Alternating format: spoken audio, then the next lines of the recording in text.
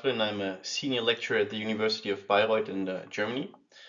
In this lecture, I will give you a very brief overview of the legal framework for ensuring energy security in the European Union.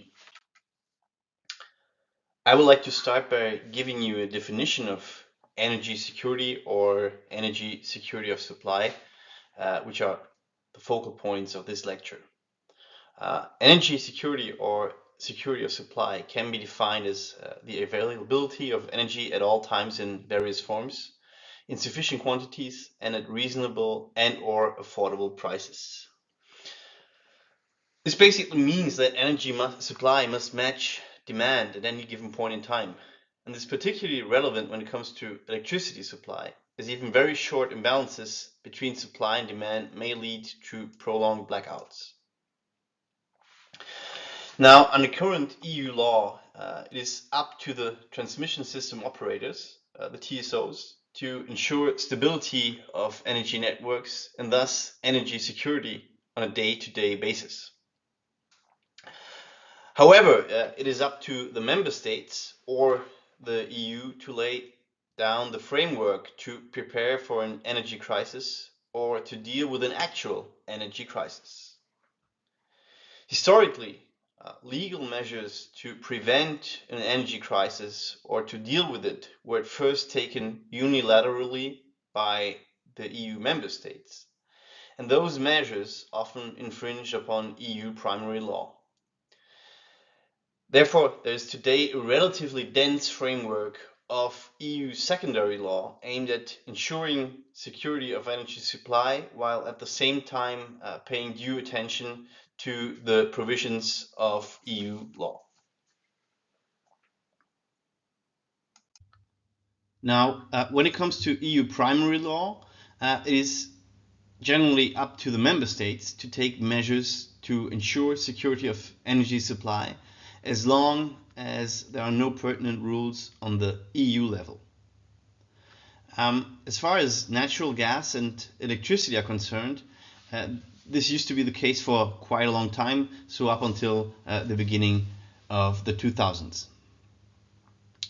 However, even when member states legislate unilaterally in lack of corresponding specific EU law, they are bound by EU primary law, and the primary law includes the rules on freedom of movement, in particular Article 34 TFEU. Article 34 TFEU stipulates that member states may not infringe on the free movement of goods between member states, and all types of energy are considered to be goods under EU law. National measures aiming at ensuring security of supply do in fact often infringe on Article 34 TFEU because they often have a purely national focus and thus lead to the exclusion of foreign energy. However, they may be justified according to EU law. The leading case in EU jurisprudence in this regard is the Campus Oil case. In this case, the Court of Justice of the European Union, the CJEU, ruled that an Irish obligation imposed on importers of petroleum products to purchase a minimum proportion of refined petroleum products from the only Irish refinery was an infringement of Article 34 TFEU. However, it ruled that this infringement was justified as a measure to ensure security of oil supply, which in turn it deemed to be covered by public security in the sense of Article 36 TFEU. In a more recent judgment, the importance of security of supply was highlighted by the fact that the CJEU even went so far as to rule that member states, in this case it was Belgium, could temporarily derogate from the principle of primacy of EU law if this was necessary to safeguard energy security of supply.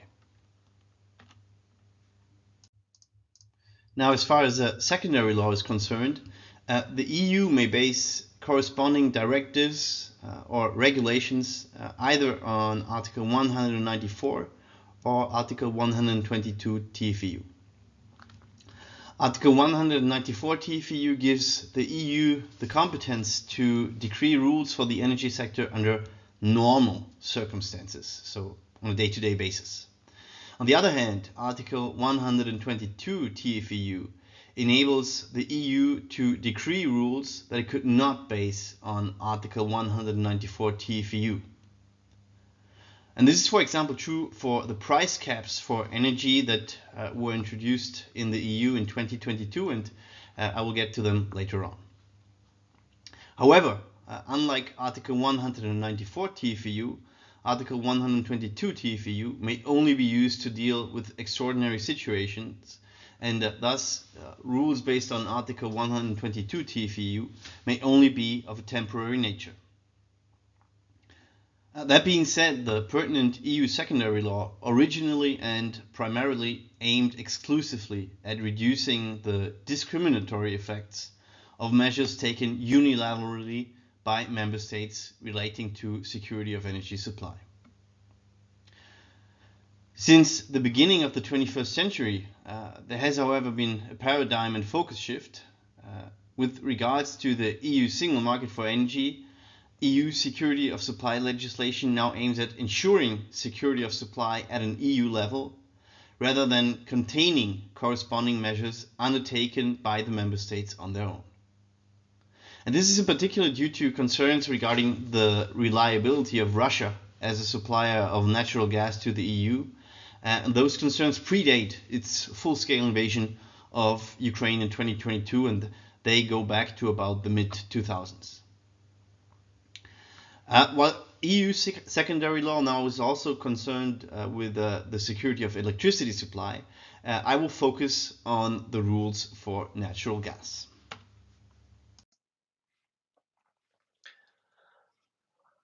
The respective rules of EU secondary law for the safeguard of natural gas supply at first focused on making the natural gas sector more resistant to crisis. And to this end, the EU tried to incentivize member states to diversify their base of natural gas suppliers. At the same time, gas pipelines were updated to enable so-called reverse flow, meaning that gas can flow in either direction. Since 2017, there has been a further evolution of EU rules to safeguard the security of natural gas supply with the so-called Security of Supply Regulation.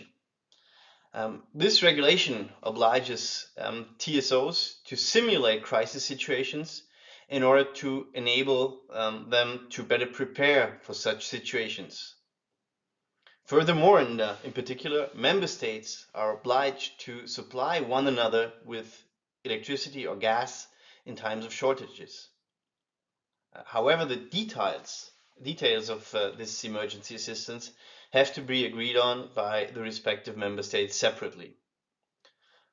As opposed to these measures, the regulations agreed upon in 2022 to alleviate the effect of gas price hikes and shortages by introducing price caps, etc., were only of a temporary nature at first.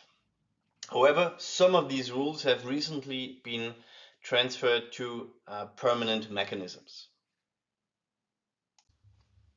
So to conclude this overview, I would just like to give you a brief summary. And that's basically that in a nutshell, EU secondary law today draws up a framework which aims at safeguarding security of supply through various mechanisms. This framework is rather dense, and in particular, it focuses on guaranteeing security of supply on an EU level as opposed to a purely national perspective. And this is important not only from a strictly legal perspective, since the corresponding national measures will infringe less on the functioning of the internal market. It is also important because it has become clear in theory and in practice that security of energy supply may be guaranteed much easier and also cheaper on a European level. The recent crisis in regards to natural gas has also shown that this is true as well for ad hoc crisis management, which may be based on Article 122 TFEU. Thank you very much for your attention.